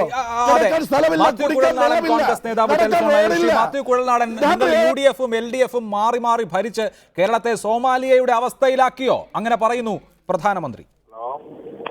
ഒരു പ്രധാനമന്ത്രിയുടെ ഭാഗത്തു നിന്നും ഉണ്ടാകാവുന്നതിൽ വെച്ച് ഏറ്റവും മ്ലേച്ഛമായ ഒരു പ്രസ്താവനയാണ് അദ്ദേഹം കഴിഞ്ഞ ദിവസം നടത്തിയത്. സ്വന്തം രാജ്യത്തെക്കുറിച്ച്, അല്ലെങ്കിൽ സ്വന്തം രാജ്യത്തിന്റെ ഭാഗമായിട്ടിരിക്കുന്ന കേരളത്തെക്കുറിച്ച്, ഈ രാജ്യം മുഴുവൻ അഭിമാനത്തോടു കൂടി കാണുന്ന കേരളത്തിന്റെ എല്ലാ നിലയിലും, സാംസ്കാരികമായിട്ടും വിദ്യാഭ്യാസപരമായിട്ടും ആരോഗ്യ രംഗത്താണെങ്കിലും ഇത്രയും മുന്നിട്ട് നിൽക്കുന്ന ഒരു കേരളത്തെക്കുറിച്ച് കേവലം ഒരു രാഷ്ട്രീയ പ്രസംഗത്തിന്റെ ലാഘവത്തോടു കൂടി അദ്ദേഹം ഒരു പ്രധാനമന്ത്രിയാണ് എന്ന ആ ഇരിക്കുന്ന പദവി പോലും വിസ്മരിച്ച് നടത്തിയ തീർത്തും ഒട്ടും ഒരു ഇതർഹിക്കുന്നില്ലാത്ത ഒരു പ്രസ്താവനയാണ് പ്രധാനമന്ത്രിയുടെ ഭാഗത്തുനിന്നുണ്ടായത്. ഞാൻ ലിമിറ്റ് ചെയ്യുകയാണ്. കാരണം ഒരിക്കലും നമുക്കറിയാം, സൊമാലിയുമായാണ് അദ്ദേഹം കേരളത്തെ കമ്പയർ ചെയ്തത്. അദ്ദേഹം ഈ രാജ്യത്ത് ജീവിക്കുന്ന ആളല്ല എന്ന് പറയാൻ കഴിയുമോ? കേരളത്തെ കുറിച്ച് ഒന്നും എട്ടും പൊട്ടും തിരിയാത്ത ആളാണെന്ന് പറയാൻ കഴിയുമോ? ഞാനൊരു പ്രധാനമന്ത്രിയെ കുറിച്ച് പറയാൻ എനിക്ക് എന്റെ സംസ്കാരവും എന്റെ രാഷ്ട്രീയ വിവേകവും പരിമിതികൾ ഉണ്ട് എന്ന് ഓർമ്മപ്പെടുത്തുന്നതുകൊണ്ടാണ് ഞാൻ വാക്കുകൾ ലിമിറ്റ് ചെയ്യുന്നത്. അങ്ങേയറ്റം മോശമായ ഒരു പ്രതികരണം അർഹിക്കാത്ത, സ്ഥാനത്തിന് നിരക്കാത്ത, ചേരാത്ത ഒരു കേവലം രാഷ്ട്രീയ പ്രസ്താവനയാണ് പ്രധാനമന്ത്രിയുടെ ഭാഗത്തുനിന്നുണ്ടായത്. ഒരിക്കലും ഉണ്ടാകരുതായിരുന്നു. കേരളത്തെ തുടരുക. ശ്രീ മാത്യു കുഴൽനാടൻ, ശ്രീ എൻ പി ചെക്കുട്ടി, നമ്മൾ ഈ പാടി പുകഴ്ത്തുന്ന കേരള മോഡൽ നാളുകൾക്ക് മുൻപ്, വർഷങ്ങൾക്ക് മുൻപ് അനങ്ങാതായതാണ്. അതിനൊരു മുന്നോട്ട് പോക്കില്ല. ഇങ്ങനെ കെട്ടിക്കിടക്കുകയാണെന്ന വിമർശനം ഈ ബൗദ്ധിക രംഗത്ത് നിന്ന് തന്നെ ഉയരുന്നുണ്ടല്ലോ. ഒരു തെരഞ്ഞെടുപ്പ് പ്രസംഗമാകുമ്പോൾ അതിനുള്ള ചേരുവകളൊക്കെ ചേർത്ത്, എരിവും പുളിയും ഒക്കെ ചേർത്ത് എതിരാളികളെ നിഷ്പ്രഭമാക്കുന്ന പ്രസംഗം നടത്തുക എന്നതിൽ കവിഞ്ഞുള്ള പ്രാധാന്യം പ്രധാനമന്ത്രിയുടെ ഈ പ്രസംഗത്തിനുണ്ടോ? കേരളത്തിന്റെ വികസനത്തെ കുറിച്ച് നമ്മൾ പറയുന്ന സമയത്ത് ഇതൊരു ഗൗരവമുള്ള സബ്ജക്റ്റാണ്. കേരളത്തിന്റെ വികസനം, രാജ്യത്തിന്റെ വികസനം, ഇതൊക്കെ നമ്മൾക്ക് തമാശയായിട്ട് എടുക്കാവുന്നതല്ല. ജനങ്ങളുടെ ജീവിതവുമായിട്ട് ബന്ധപ്പെട്ട വളരെ ഗൗരവമുള്ള പ്രശ്നമാണ്. ശരിയാണ്, കേരള മോഡൽ ഓഫ് ഡെവലപ്മെന്റ് എന്ന് പറയുന്നത് ഒരു വലിയ കോൺട്രഡിക്ഷനിൽ എത്തിയിട്ടുണ്ട്. സാമ്പത്തിക വികസനത്തിന് ഇനി മുൻകൂർ നൽകാത്ത കാലത്തോളം ഈ നേട്ടങ്ങൾ മുന്നോട്ട് കൊണ്ടുപോകാൻ കഴിയില്ല എന്ന് അമർത്യസൻ മാത്രമല്ല, EMS നമ്പൂതിരിപ്പാട് 1994 പറഞ്ഞിട്ടുണ്ട്. EMS നമ്പൂതിരിപ്പാട് 94 കേരള പഠന കോൺഗ്രസിന്റെ അദ്ദേഹത്തിന്റെ പ്രധാനപ്പെട്ട പ്രഭാഷണ വിഷയം തന്നെ ഇതായിരുന്നു. നമ്മൾ നേടിയ നേട്ടങ്ങൾ ഇനി എങ്ങനെ മുന്നോട്ട് കൊണ്ടുപോകാൻ കഴിയും. 57 മുതൽ 2-3 കാര്യങ്ങളിലാണ് ഈ നേട്ടങ്ങൾ ഉണ്ടാക്കാൻ കേരളത്തിൽ സാധിച്ചത്. ഒന്ന്, വലിയ തോതിൽ ഭൂപരിഷ്കരണം കേരളത്തിന് വലിയ തോതിൽ ജനങ്ങൾക്കിടയിലേക്ക് ഈ സമ്പത്ത് വരുന്നതിൽ ഒരുതരം തുല്യത കൊണ്ടുവരാൻ സഹായിച്ചു. 2, വിദ്യാഭ്യാസ രംഗത്തുണ്ടായ മഹത്തായ നേട്ടങ്ങൾ. കേരളത്തിലെ വിദ്യാഭ്യാസ രംഗത്ത് എന്താ പറയുക, തൊഴിൽ ഫ്രീ ആയിട്ടുള്ള വിദ്യാഭ്യാസം, യൂണിവേഴ്സൽ ആയിട്ടുള്ള വിദ്യാഭ്യാസം, ഇത് വളരെ തുടക്കം മുതലേ നമുക്ക് നേടാൻ കഴിഞ്ഞിട്ടുണ്ട്. മൂന്നാമതായിട്ട് ഈ കീഴാള ജനവിഭാഗങ്ങളുടെ ശാക്തീകരണത്തിന് വേണ്ടിയുള്ള പ്രവർത്തനങ്ങൾ. ഇങ്ങനെയുള്ള കാര്യങ്ങളാണ് കേരളത്തെ ഈ നിലയിലേക്ക് എത്തിച്ചത്. പക്ഷെ അതുകൊണ്ട് മാത്രം പോരാ, ഇനി സാമ്പത്തിക രംഗത്ത് ശക്തമായിട്ടുള്ള നേട്ടങ്ങൾ ഉണ്ടാവണം എന്ന് EMS പോലുള്ള ആളുകൾ തന്നെ പറയുന്നുണ്ട്. ഇതൊരു വസ്തുതയാണ്. കേരളത്തിൽ ആ വികസന രംഗത്തുള്ള നേട്ടങ്ങൾ ഉണ്ടാക്കാൻ വേണ്ടി ശ്രമങ്ങൾ നടക്കുന്നുണ്ട്. ആ ശ്രമങ്ങളിൽ പോരായ്മയുണ്ട്. ഞാൻ അക്കാര്യത്തിൽ ഒരു കുറ്റവും പറയുന്നില്ല. ആ ശ്രമങ്ങൾ ഇപ്പോൾ ഒരുപക്ഷെ ബീഹാറിനെ, ഗുജറാത്തിനെ പോലെയോ മഹാരാഷ്ട്രയെ പോലെയോ അത്തരത്തിലുള്ള വലിയ സാമ്പത്തികമായ ഇൻവെസ്റ്റ്മെന്റ് കേരളത്തിൽ കൊണ്ടുവരുന്ന നമ്മൾ പരാജയപ്പെട്ടിട്ടുണ്ട്. പക്ഷെ അതിനുള്ള ഒരുപാട് കാരണങ്ങളുണ്ട്. ഗുജറാത്തും മഹാരാഷ്ട്രയും നേരത്തെ മുതലേ വലിയ തോതിലുള്ള ഇൻവെസ്റ്റ്മെന്റ് ഉള്ള സ്ഥലങ്ങളാണ്, സാമ്പത്തികമായ നേട്ടങ്ങളുടെ സ്ഥലമാണ്. ജഗദീഷ് ഭഗവതി എന്ന് പറയുന്ന വളരെ പ്രഗത്ഭനായിട്ടുള്ള ഇക്കോണമിസ്റ്റ് ഉണ്ട്. അദ്ദേഹം കൊളംബിയ യൂണിവേഴ്സിറ്റിയിലാണ്. അദ്ദേഹം മോഡിയുടെ ഒരു അഡ്വൈസർ കൂടിയാണ്. അദ്ദേഹം ചൂണ്ടിക്കാണിക്കുന്ന ഒരു കാര്യം, ടാറ്റ ബിർള തുടങ്ങിയ വലിയ കോടീശ്വരന്മാർ മാത്രമല്ല, ജെയിൻ കമ്മ്യൂണിറ്റി പോലുള്ള കമ്മ്യൂണിറ്റീസ് നമ്മുടെ ഇൻവെസ്റ്റ്മെന്റ് രംഗത്ത് ലോകത്ത് തന്നെ ഏറ്റവും പ്രധാനപ്പെട്ട ഒരു കമ്മ്യൂണിറ്റിയാണ്. അവർ ലോകത്തിന്റെ പല ഭാഗത്തുണ്ട്. അവരുടെ തരത്തിലുള്ള ഇൻവെസ്റ്റ്മെന്റുകളൊക്കെ ഈ പ്രദേശത്തിന് കിട്ടിയിട്ടുണ്ട്, കേരളത്തിന് കിട്ടിയിട്ടില്ല. അപ്പൊ അതുകൊണ്ട് ഒരു ഇൻവെസ്റ്റ്മെന്റ് കാഴ്ച നമുക്ക് കുറവാണ്. ഇത്തരം സംഗതികൾ മനസ്സിലാക്കി കൊണ്ടുവേണം കേരളത്തിന്റെ വികസന നേട്ടങ്ങൾ നമ്മൾ കാണാൻ. ഇത്രയും പരിമിതികൾ ഉണ്ടായിട്ട് പോലും, ഇത്രയും സാമ്പത്തികമായിട്ടുള്ള ഒരു മോശം അവസ്ഥയിൽ നിന്നിട്ട് പോലും ജനങ്ങളെ സംബന്ധിച്ചിടത്തോളം, സമൂഹത്തെ സംബന്ധിച്ചിടത്തോളം വളരെ ഉന്നതമായിട്ടുള്ള നേട്ടങ്ങൾ ഉണ്ടായി കൊടുക്കുന്നതിൽ കേരളത്തിന്റെ 50-60 കാലത്തെ ഭരണകൂടങ്ങൾ വിജയിച്ചു എന്നതാണ് കാണേണ്ടത്. അത് ഇന്ത്യക്ക് ഒരു മാതൃകയായിട്ടാണ് ഇത്രയും കാലം കൊണ്ടാടപ്പെട്ടിരുന്നത്. മോഡി ഏറ്റവും ചെറിയത് ആ കാര്യങ്ങളെങ്കിലും മനസ്സിലാക്കിയിട്ട് വേണമായിരുന്നു കേരളത്തിലെ ജനങ്ങളോട് ഇക്കാര്യങ്ങൾ പറയാൻ. ശരി, ശ്രീ JR പത്മകുമാർ, അത് മാത്രമല്ല, കേരളത്തെ എന്തിനാണ് ഇങ്ങനെ അപകീർത്തിപ്പെടുത്തുന്നത്? തെരഞ്ഞെടുപ്പ് കമ്മീഷനെ BJPയുടെ കേന്ദ്രത്തിലെ പ്രമുഖ നേതാക്കൾ മന്ത്രി JP നദ്ദയുടെ നേതൃത്വത്തിൽ പോയി കണ്ടു. അതിനുശേഷം അദ്ദേഹം മാധ്യമങ്ങളോട് പറഞ്ഞത്, കേരളത്തിൽ ദലിതർക്ക്, പട്ടികജാതി വിഭാഗങ്ങൾക്ക് വോട്ട് ചെയ്യാൻ കഴിയുന്ന സാഹചര്യമില്ല. അവർ വലിയ ഭയപ്പാടിലാണ്. അവർ ഭയരഹിതരായി വോട്ട് ചെയ്യുന്നു എന്ന് ഉറപ്പാക്കാൻ കേരളത്തിൽ പാരാമിലിറ്ററി ഫോഴ്സുകളെ എല്ലായിടങ്ങളിലും വിന്യസിക്കണം. ഇതാവശ്യപ്പെട്ടാണ് ഞങ്ങൾ തെരഞ്ഞെടുപ്പ് കമ്മീഷനെ കണ്ടത് എന്ന് പറയുന്നു. ഓർഗനൈസറിൽ ആവർത്തിച്ചു വരുന്ന കേരള ലേഖനങ്ങളുണ്ടല്ലോ. ഏറ്റവും പുതിയ എഡിഷൻ കണ്ണൂരിനെ കുറിച്ചാണ്. ഇങ്ങനെ കേരളം എന്തോ മോശപ്പെട്ട നാടാണ് എന്ന് വരുത്തി തീർക്കാൻ നിങ്ങളുടെ പാർട്ടിക്ക് എന്താണ് ഇത്ര വ്യഗ്രത?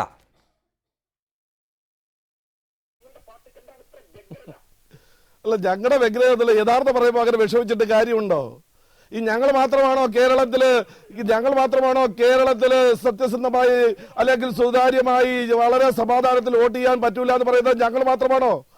കേരളത്തിലെ ചില മാർക്സിസ്റ്റ് പാർട്ടി ഒഴിച്ചിട്ട് ബാക്കി എല്ലാ ആളുകളും പറയുന്നത് കേരളത്തിൽ സമാധാനപരമായി വോട്ട് ചെയ്യാൻ അവസരമില്ല എന്നാണ്. ഞങ്ങൾ പറഞ്ഞത് വെറുതെ ഒന്നുമല്ലല്ലോ. കേരളത്തിൽ ഏറ്റവും കൂടുതൽ ഇന്ത്യയിൽ ഏറ്റവും കൂടുതൽ ദളിത് പീഡനം നടക്കുന്നത് കേരളത്തിലാണ്. നിങ്ങൾക്കറിയാമല്ലോ, നമ്മുടെ ഗുരുദേവരെ കഴുകുമരത്തിൽ കയറ്റിയിട്ടുണ്ട്, കഴുത്തിൽ കയറിട്ട് കുരുക്കി കാണിച്ചിട്ടുണ്ട്. ഗുരുനാഥയ്ക്ക് കുഴിമാടം ഉണ്ടാക്കി റീത്ത് വെച്ചിട്ടുണ്ട്. ഇത് ഈ അധ്യാപിക ഹരിജൻ ദളിത് അധ്യാപികയാണ്. അപ്പോ ഗുരുദേവന് കുരുക്ക് കയറും, ഗുരുനാഥയ്ക്ക് കുഴിമാടം ഉണ്ടാക്കിയ സംസ്ഥാനമാണ്. അവിടെ ഈ അടൂരിൽ തന്നെ 2 പെൺകുട്ടികളെ, ഒരാൾ ദളിത് ഒരാൾ പിന്നോക്ക, ഇവരെ കെട്ടിയിട്ട് ഒരാഴ്ച ബലാത്സംഗം റേപ്പ് ചെയ്തു. എന്നിട്ട് അത് ഈ സംസ്ഥാനത്തല്ലേ നടക്കുന്നത്? ഒരു RLV സ്കൂൾ സംഗീത കോളേജിലെ വിദ്യാർത്ഥി ഈ പീഡനം സഹിക്കാൻ വയ്യാതെ കത്തെഴുതി വെച്ചിട്ട് ആത്മഹത്യക്ക് ശ്രമിച്ചു.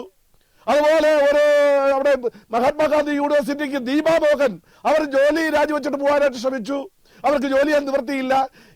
ഇത് ഞാൻ നേരത്തെ പറഞ്ഞ പേരാവൂരിലെ സംഭവം, മറ്റു സംഭവങ്ങള് ഇങ്ങനെ എടുത്ത് പരിശോധിച്ച് നോക്കിയാൽ കേരളത്തില് വളരെ വളരെ ഫലപ്രദമായിട്ട് ഇവര് ഈ ദളിത് പീഡനങ്ങൾ നടത്തുന്നുണ്ട്. അതിനെ ചോദ്യം ചെയ്യാനോ അതിനെ തടയുന്നതിനോ അവർ കഴിയുന്നില്ല. ഇത് ഞങ്ങൾ പൊതുജനങ്ങളോട് ഇന്ത്യയിൽ ഏറ്റവും കൂടുതൽ ദളിത് പീഡനങ്ങൾ നടക്കുന്ന സംസ്ഥാനമാണ് കേരളം എന്ന് BJP ആരോപിക്കുന്നു. അങ്ങനെ എല്ലാ ജനവിഭാഗങ്ങൾക്കും, വിശേഷിച്ച് പാർശ്വവൽക്കൃതരായ ജനവിഭാഗങ്ങൾക്ക് അന്തസ്സായി ജീവിക്കാൻ കഴിയാത്ത ഒരിടമാണോ കേരളം? അങ്ങനെ ഉണ്ട് എങ്കിൽ അത് ഇതുവരെ ഭരിച്ച ആളുകളുടെ പരാജയമാണ്.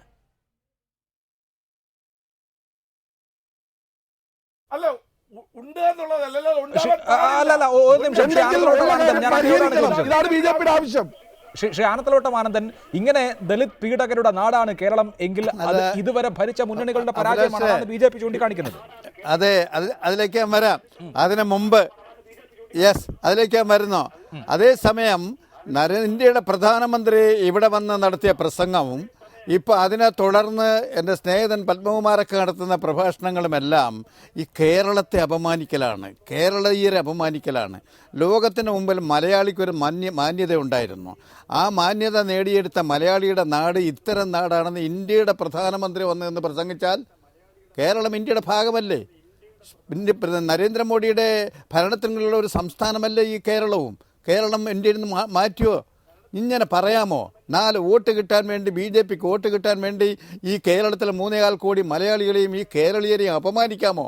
ലോകത്തിൻ്റെ മുമ്പിൽ ഇന്ത്യൻ പ്രധാനമന്ത്രിയുടെ പ്രസംഗം വരില്ലേ, ശ്രദ്ധയിൽ വരില്ലേ? കേരളത്തെക്കുറിച്ചുണ്ടായിരുന്ന ചിത്രം മാറ്റി എഴുതുകയല്ലേ നരേന്ദ്രമോദി ചെയ്തത്? അതിന് പ്രതീകാരം വീട്ടാൻ കേരളത്തിലെ ജനങ്ങൾ ഈ ബാലറ്റ് ഉപയോഗിക്കും. നരേന്ദ്രമോദി കേരളീയരെ അപമാനിച്ചതിനെതിരായി. മറ്റു കാര്യം, ദളിത് പീഡനത്തെക്കുറിച്ച് ഇലക്ഷൻ കമ്മീഷന് മുമ്പിൽ പോയി പരാതി പറഞ്ഞു, ഇവിടെ ദളിതർക്ക് വോട്ട് ചെയ്യാൻ ഒക്കില്ല എന്ന്. സത്യവുമായി പുലബന്ധമുള്ളതാണ്. എവിടെ ഏത് ദളിതർക്കാണ് ഇവിടെ വോട്ട് ചെയ്യാൻ അസൗകര്യമുള്ളത്? എന്തിനാണ് ഇവിടെ മിലിറ്ററി വരുന്നത്? ഇന്ത്യയിൽ നടക്കുന്ന തെരഞ്ഞെടുപ്പിലൊക്കെ അവിടെ കൊള്ളയും കൊള്ളിവെപ്പും ആക്രമണവും നടക്കുന്ന പോലെയാണ് കേരളവും എന്ന് വരുത്തി തീർക്കലല്ലേ? ഇന്ത്യയിലെ ഇതര സംസ്ഥാനങ്ങളിൽ നിന്ന് വ്യത്യസ്തമാണ് ഈ കേരളം. ഇവിടെ അങ്ങനെ തെരഞ്ഞെടുപ്പിൽ ആക്രമണം നടക്കുന്നില്ല. ഇതൊക്കെ വരുത്തി തീർത്ത് പാരാമിലിറ്ററിയെ കൊണ്ടുവരികയാണ്. ഇന്ത്യയുടെ മറ്റു സംസ്ഥാനങ്ങളെപ്പോലെയാണ് കേരളമെന്ന് വരുത്തി തീർക്കല്ലേ ലക്ഷ്യം? ഇവിടെ ഹരിജനങ്ങളുടെ പീഡനത്തെക്കുറിച്ചൊക്കെ എൻ്റെ സ്നേഹിതൻ വലിയ വാചാലമായി പ്രസംഗിക്കുകയുണ്ടായി. 90ഓളം വയസ്സായ ഒരു പാവം ഹരിജനും അവൻ്റെ കുടുംബവും കൂടി ഒരു തമ്പുരാനെ തൊഴാൻ പോയിട്ട് തൊഴുതിട്ടിറങ്ങി അവനെ ഇടിച്ച് കൊന്ന് മണ്ണെണ്ണ ഒഴിച്ച് ചുട്ടുകരിച്ച സംസ്ഥാനങ്ങളും ഭരണവും നടക്കുന്നതാണ് ഇന്ത്യ രാജ്യം. ഇവിടെ രോഹിത് വെമുല എന്ന് പറഞ്ഞാൽ ഒരു ദളിത് വിദ്യാർത്ഥിയെ, സർവകലാശാല വിദ്യാർത്ഥിയെ അവൻ ആത്മഹത്യ ചെയ്യേണ്ടി വന്നത് അവന് കൊടുക്കുന്ന സ്റ്റൈഫൻഡ് കൊടുത്തില്ല, നല്ല ഗൈഡിനെ കൊടുക്കില്ല. അസൂയയാണ് ഈ ബ്രാഹ്മണ്യ മക്കളുടെ കൂടെ വന്നിരുന്ന് പഠിക്കുന്നത്. ഇവിടെ ഇപ്പോൾ മഹിളാ മോർച്ച BJPയുടെ വനിതാ സംഘത്തിൻ്റെ നേതാവായ മധു മിശ്ര, ഉത്തർപ്രദേശിലെ അധ്യക്ഷ, അവർ പറയുകയാണ് ഞങ്ങളുടെ കാലിലെ ചെരുപ്പ് ഉടച്ച് നടന്ന പിന്നോക്കക്കാരനും പട്ടികജാതിക്കാരനും ഇപ്പം നമ്മുടെ മക്കളുടെ കൂടെ വന്ന് ഒരേ ക്ലാസ്സിലിരുന്ന് പഠിക്കുന്നു. കുറേ കഴിഞ്ഞാൽ ഇവരെ നമ്മൾ യജമാനന്മാരെന്ന് വിളിക്കേണ്ടി വരും. അതുകൊണ്ട് ഇവർക്കെതിരായിട്ടുള്ള യുദ്ധം ആരംഭിക്കണം. സംവരണം എടുത്തു കളയണം. ഭരണഘടനയിലെ മതേതരത്വം എടുത്തു കളയണം. അംബേദ്കറെ അപമാനിക്കലാണ്. അംബേദ്കർ അതിൻ്റെ എല്ലാം പ്രത്യാഘാതമല്ലേ? അംബേദ്കറുടെ 125ാം ജന്മദിനത്തിന് ആ രോഹിത് വെമുലയുടെ അമ്മയും സഹോദരനും ബുദ്ധമതത്തിൽ ചേർന്നു. ഇവരുടെ ഹിന്ദുത്വത്തിൻ്റെ പീഡനം സഹിക്കവയ്യാതെ അംബേദ്കർ ജീവിച്ചിരിക്കുമ്പോഴും അദ്ദേഹവും മരിക്കുമ്പോഴും ബുദ്ധമത വിശ്വാസിയാണ്. 3 ലക്ഷം ദളിതരുമായി ബുദ്ധമതത്തിൽ ചേർന്നു. ഹിന്ദുമതത്തിൻ്റെ പീഡനം സഹിക്കവയ്യാതെയല്ലേ ഇപ്പോഴും അവിടെ ആ സംസ്ഥാനം 2 പിഞ്ചു മക്കളെയും ഒരു സ്ത്രീയെയും ചുട്ടുകൊന്ന്, ദളിത് കുട്ടികളെയും ആ സ്ത്രീയെയും. എന്നിട്ട് നരേന്ദ്രമോദിയുടെ അടുത്തിരിക്കുന്ന സഹമന്ത്രി VK സിംഗ് പറയുക പട്ടികളെ ചുട്ടുകൊല്ലുകയോ കല്ലെറിയോ ചെയ്താൽ ഒരു വലിയ വാർത്തയാണോ എന്ന്. ഈ വിശേഷിപ്പിക്കുന്ന ദളിതർ പട്ടികജാതി പട്ടികവർഗക്കാർ ഹിന്ദു എന്ന് പറഞ്ഞ് കൊണ്ട് കിടക്കുന്നവനെ പട്ടികളെന്ന് വിളിച്ച് ആക്ഷേപിച്ച മന്ത്രിയെ കൂടെ ഇരുത്തി ഭരിക്കുന്ന ആളല്ലേ നരേന്ദ്രമോദി? എന്നിട്ട് ദളിതരോട് പട്ടികജാതിക്കാരോട് ഇപ്പൊ വലിയ സ്നേഹം, 4 വോട്ട് കിട്ടാൻ അവരുടെ കയ്യിൽ വോട്ടുണ്ട്, ആ വോട്ട് കിട്ടാൻ അവരെ ഹിന്ദുവാക്കുകയാണ്. അവർക്ക് ഇടക്കാണമില്ലെന്ന് പറയുകയാണ്. ശരി, ശ്രീ മാത്യു കുഴൽനാടൻ, പക്ഷേ നരേന്ദ്രമോദി ഒരു പ്രസംഗം നടത്തുന്നു. ഇന്ന് അതിന് മറുപടി പറയാൻ മുഖ്യമന്ത്രിക്കും പ്രതിപക്ഷ നേതാവിനും രംഗത്ത് വരേണ്ടി വന്നിരിക്കുകയാണ്. മറ്റ് സംസ്ഥാനങ്ങളിൽ ഉണ്ടാക്കിയതുപോലെ നരേന്ദ്രമോദി ഒരു യോഗത്തിൽ പ്രസംഗിച്ചാൽ അതിന് ആ വണ്ണമുള്ള പ്രതികരണം ഉണ്ടാക്കാൻ കേരളത്തിലും കഴിയുന്നുണ്ടെന്നല്ലേ നമ്മൾ മനസ്സിലാക്കേണ്ടത്? അല്ല, നരേന്ദ്രമോദി കേരളത്തിൽ വന്ന് കേരളം ഇനി മുന്നോട്ട് പോകേണ്ട കേരള സമൂഹത്തിലുള്ള ഇപ്പോഴത്തെ പോസിറ്റീവായിട്ടുള്ള ഒരു ക്രിറ്റിസിസം നടത്തിയിരുന്നുവെങ്കിൽ അതിനെ വെൽക്കം ചെയ്യപ്പെടുമായിരുന്നു. പക്ഷെ അദ്ദേഹം വളരെ ഒട്ടും ഒരു നിലവാരമില്ലാത്ത രീതിയിലുള്ള ഒരു രാഷ്ട്രീയ പ്രസംഗം നടത്തി. അതിന് ചുവട് പിടിച്ചുകൊണ്ട് BJPയും പത്മകുമാർ അടക്കമുള്ളവരുടെ ചെയ്യുന്നത് വെറുതെ മലർന്നു കിടന്ന് തുപ്പുന്നതിന് തുല്യമായിരിക്കും. ഇപ്പൊ ഇവിടെ ബഹുമാനായ ശ്രീ ആനത്തലവട്ടാനന്ദൻ നിരവധിയായ കാര്യങ്ങൾ ചൂണ്ടിക്കാട്ടി. ഇന്ത്യയിലെ മറ്റ് സംസ്ഥാനങ്ങളിൽ നടക്കുന്ന കാര്യങ്ങൾ പറയാൻ തുടങ്ങി നമുക്ക് ഒരുപാട് കാര്യങ്ങൾ പറയേണ്ടി വരും. പക്ഷെ അദ്ദേഹം ഇപ്പോ കേരളത്തിന്റെ സമ്പദ്ഘടനയെ സംബന്ധിച്ചോ അല്ലെങ്കിൽ മുന്നോട്ടുള്ള പോക്കിനെ സംബന്ധിച്ചോ അല്ലെങ്കിൽ പൊതുകടത്തെ സംബന്ധിച്ചോ ഒക്കെ ഒരു പ്രധാനമന്ത്രി എന്ന നിലയിൽ ഒരു ക്വാളിറ്റി ആയിട്ടുള്ള ഒരു ക്രിറ്റിസിസം നടത്തിയിരുന്നുവെങ്കിൽ വളരെ സെൻസിബിൾ ആയി തോന്നിയാണ്. ഇത് പ്രധാനമന്ത്രി എന്ന നിലയിൽ അദ്ദേഹത്തിന്റെ വില കണ്ടമാനം ഇടിച്ചു കളഞ്ഞ അദ്ദേഹത്തിന്റെ നിലവാരം കേരള ജനത്തിന് മുമ്പിൽ പരിഹാസ്യമാക്കിയ ഒരു കേവലം രാഷ്ട്രീയ പ്രസംഗം മാത്രമാണ് നടത്തിയത്. അതാരും വിശ്വസിക്കാൻ പോകുന്നില്ല.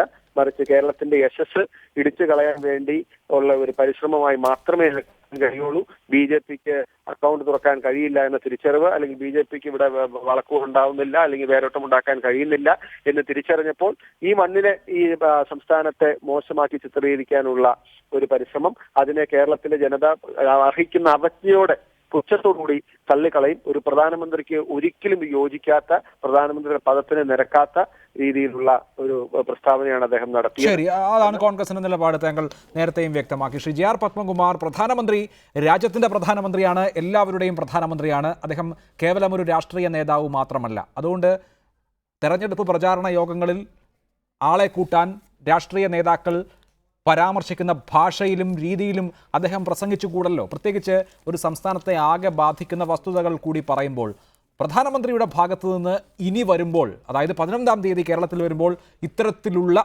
സമീപനം പ്രതീക്ഷിക്കണോ അതോ അത് മാറുമോ?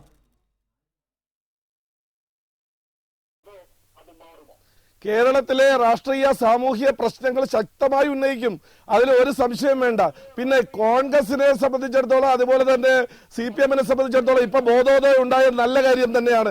കേരളത്തിൽ വന്നിട്ട് ഇങ്ങനെ പ്രധാനമന്ത്രി പറഞ്ഞ കേരളത്തിൽ ലോകത്തിന് മുമ്പ് അപമാനമാവും എന്നൊക്കെ അവർ ചിന്തിച്ചത് വളരെ നല്ലൊരു തിരിച്ചറിവാണെന്നാണ് എന്റെ അഭിപ്രായം. നിങ്ങളൊന്ന് ആലോചിച്ച് നോക്കണം, ഗുജറാത്തിന്റെ മുഖ്യമന്ത്രിയായിരുന്ന ഈ കേരളം പോലെ ഒരു സംസ്ഥാനത്തിന്റെ മുഖ്യമന്ത്രിയായിരുന്ന നരേന്ദ്രമോദിക്ക് വിസ കൊടുക്കരുതെന്ന് അന്യരാജ്യത്തോട് കത്തെഴുതിയ MPമാരും നേതാക്കന്മാരോടവര് ഇന്ത്യയോടല്ല പറഞ്ഞത്, ഇന്ത്യയുടെ ഭരണകൂടത്തോടല്ല പറഞ്ഞത്, അമേരിക്കയ്ക്ക് കത്തെഴുതിയ ആളുകളാണ് ആനന്ദവട്ടം സഖാവിന്റെ പാർട്ടിയും ഈ മാത്യുവിന്റെ പാർട്ടിയും.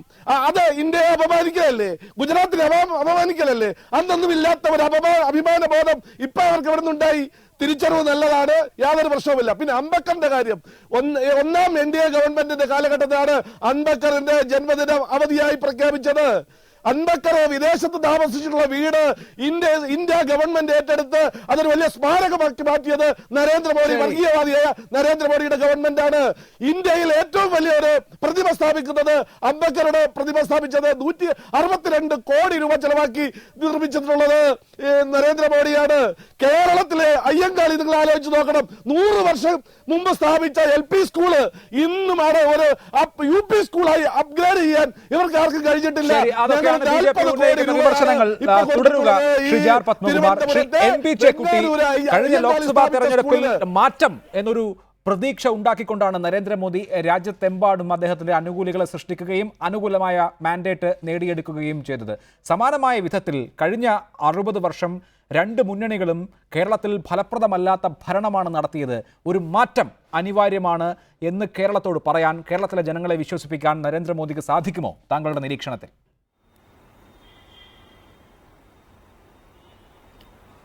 കഴിയില്ല. കാരണം കഴിഞ്ഞ 2 വർഷം കൊണ്ട് നരേന്ദ്രമോദിയുടെ സർക്കാർ ഉണ്ടാക്കിയ പെർഫോമൻസ് എന്ന് പറഞ്ഞാൽ നമ്മൾ സത്യസന്ധമായിട്ട് ആലോചിച്ച് കഴിഞ്ഞാൽ ഒരു തരത്തിലുള്ള ഇക്കണോമിക് പെർഫോമൻസും ഒന്നും ഉണ്ടാക്കുന്നതിൽ അവർ വിജയിച്ചിട്ടില്ല. അവരുടെ സാമ്പത്തിക രംഗത്തുള്ള നേട്ടങ്ങൾ എന്ന് പറയുന്നത് മൻമോഹൻ സിംഗ് ഗവൺമെന്റിന്റെ 1ാം UPA സർക്കാരിന്റെ നേട്ടങ്ങളെക്കാൾ 1 ഇഞ്ച് മുമ്പോട്ട് പോകുന്നതിൽ അവർ വിജയിച്ചിട്ടില്ല. അന്താരാഷ്ട്ര രംഗത്ത് ഇപ്പൊ സാമ്പത്തിക രംഗത്ത് അവരുടെ സാമ്പത്തിക നില മെച്ചപ്പെട്ടിട്ടുണ്ട്, ഇൻവെസ്റ്റ്മെന്റ് നില മെച്ചപ്പെട്ടു. അതിന്റെ ഒരു പ്രധാനപ്പെട്ട കാരണം ഇന്ത്യയല്ല, ആഗോള രംഗത്ത് ഡോളർ പെട്രോളിനുണ്ടായ വിലത്തകർച്ച കാരണം ഇന്ത്യയുടെ പുറത്തേക്കുള്ള പണത്തിന്റെ ഒഴുക്ക്, നമ്മൾ ഇമ്പോർട്ടിങ്ങിന് വേണ്ടി ചെലവാക്കുന്ന പണത്തിന് ഒരുപാട് കുറവ് വന്നിട്ടുണ്ട്. അത്തരത്തിലുള്ള കുറേയേറെ നേട്ടങ്ങൾ ഉണ്ടായിട്ട് പോലും ഇന്ത്യയുടെ സാമ്പത്തിക രംഗത്ത്, ഇന്ത്യയുടെ വളർച്ചാ രംഗത്ത് വലിയ നേട്ടങ്ങൾ ഉണ്ടാക്കുന്നതിൽ അവർ വിജയിച്ചിട്ടില്ല. അത് ഏറ്റവും വലിയ ഉദാഹരണം ഈ GST പോലുള്ള കാര്യമാണ്. GST ഫോർ എക്സാമ്പിൾ, അത് കഴിഞ്ഞ UPA സർക്കാരിന്റെ കാലത്ത് തന്നെ യഥാർത്ഥത്തിൽ അതെല്ലാം പൂർത്തിയായതാണ്. അത് 1ാം വർഷം ഈ NDA സർക്കാരിന്റെ 1ാം വർഷത്തിൽ തന്നെ കൊണ്ടുവരുമെന്ന് അരുൺ ജെയ്റ്റ്ലി പറഞ്ഞതാണ്. പക്ഷേ സംഭവിച്ചില്ല. അതിന് കാരണങ്ങൾ അവർ പ്രതിപക്ഷത്തെ കുറ്റം പറഞ്ഞു. പക്ഷേ പ്രതിപക്ഷവുമായിട്ട് യോജിച്ചുകൊണ്ട് ഇത്തരത്തിലുള്ള നിർണായകമായിട്ടുള്ള ഭരണഘടനാ മാറ്റങ്ങൾ കൊണ്ടുവരുന്നതിൽ എന്തുകൊണ്ട് NDA പരാജയപ്പെട്ടു? കാരണം അവരുടെ പൊതുവിലുള്ള പ്രതിപക്ഷത്തോടുള്ള സമീപനം എന്ന് പറയുന്നത് അനാവശ്യമായ കൺഫ്രണ്ടേഷൻ്റെതാണ്. ഭരണത്തെ സംബന്ധിച്ചിടത്തോളം ഒരു യോജിപ്പിന്റെ സമവായത്തിൻ്റെതായ അന്തരീക്ഷം ഉണ്ടാക്കുന്നതിൽ അവർ പരാജയപ്പെട്ടിരിക്കുകയാണ്. ഇതൊക്കെയാണ് വസ്തുതകൾ. അതുകൊണ്ട് തന്നെ കേരളത്തിനൊരു പുതിയ മാതൃക, കേരളത്തിനൊരു പുതിയ വെളിച്ചം എന്നൊക്കെ പറഞ്ഞാൽ നമ്മുടെ രാജ്യത്തിന്റെ അവസ്ഥ വളരെ മോശമായി. ഇനി കേരളീയെ മാത്രം രക്ഷപ്പെടുത്താൻ കഴിയുമെന്ന് എനിക്ക് തോന്നുന്നില്ല. കേരളീയരെ കുറെ കൂടി പക്വമായിട്ട് കാര്യങ്ങൾ കാണുന്ന ആളുകളാണ്. ശ്രീ മാത്യു കുഴൽനാടൻ സംസാരിച്ചതിന്. ദേശീയ നേതാക്കളുടെ തെരഞ്ഞെടുപ്പ് പര്യടനം തുടരുകയാണ്. ഇന്ന് സോണിയാഗാന്ധി കേരളത്തിലെത്തി വികാരഭരിതയായി സംസാരിച്ചു. നരേന്ദ്രമോദി ഇന്നലെ കേരളത്തിൽ 3 തെരഞ്ഞെടുപ്പ് പ്രചരണ യോഗങ്ങളിൽ സംസാരിച്ചു. അദ്ദേഹം 11ാം തീയതി വീണ്ടും എത്തുന്നുണ്ട്. രാഹുൽ ഗാന്ധി കൂടി എത്തുന്നതോടുകൂടി ദേശീയ നേതാക്കളുടെ ഒരു പട തന്നെ കേരളത്തെ തെരഞ്ഞെടുപ്പ് അടുത്തു നിൽക്കുന്ന അന്തരീക്ഷത്തിൽ ഉഴുതുമറിക്കാൻ എത്തുകയാണ്. ആ സാഹചര്യത്തിലായിരുന്നു ഈ ചർച്ച. അതിഥികൾക്ക് ഒരിക്കൽ കൂടി നന്ദി.